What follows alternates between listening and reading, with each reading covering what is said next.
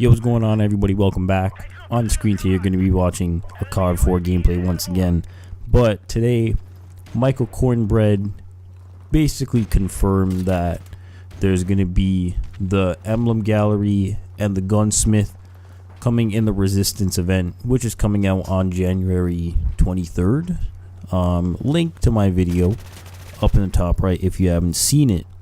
But without bashing the game too much, I just wanted to, like, you know, these things have been in the game. Like, they haven't been, like, activated, if you want to call it that, but they've been in the game since, obviously, since the game released. And it's just, like, now we're gonna get them, you know, like, November, December, January, almost February. Now we're getting, you know, features that were supposed to be in the game, like, at launch. And, you know, it's just like, I feel like it's, I don't want to say it's a lost cause or anything like that, but I mean, I guess they do say better late than never. So, but in my eyes, there was no excuse for it to take this long. I mean, I don't see how difficult it could be to implement something that, I guess you could say not that, I guess you could say that small. But then again, I'm no game developer, I'm no coder, I'm no anything like that. I'm just a person that plays the game, and I occasionally bash the game. But I mean, you know, like I said, better late than never. So, you know, if you have been hyped for the Emblem Gallery and the Gunsmith and stuff like that, personally, I do think the Gunsmith could be kind of sick. Because, you know, I mean, I'm not sure how it's going to work, but, you know, you might be able to make custom camos and, you know, stuff like that. And for me, I mean, I just like all black guns. Just, like, it's simple and they just look sick. So, you know, if I do hop back on World War II, I might be messing around with the Gunsmith a bit. But, I mean, like, other than that, it's just, I'm glad to see that stuff is happening in the game. I mean, like, there's, I guess you could say, like, there's a lot of support that's, you know, the Sledgehammer is definitely supporting the game a lot.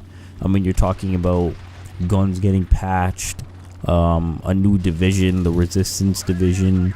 You get 3 new guns, double XP, the paint shop, the Gunsmith, new game modes, demolition, prop hunt.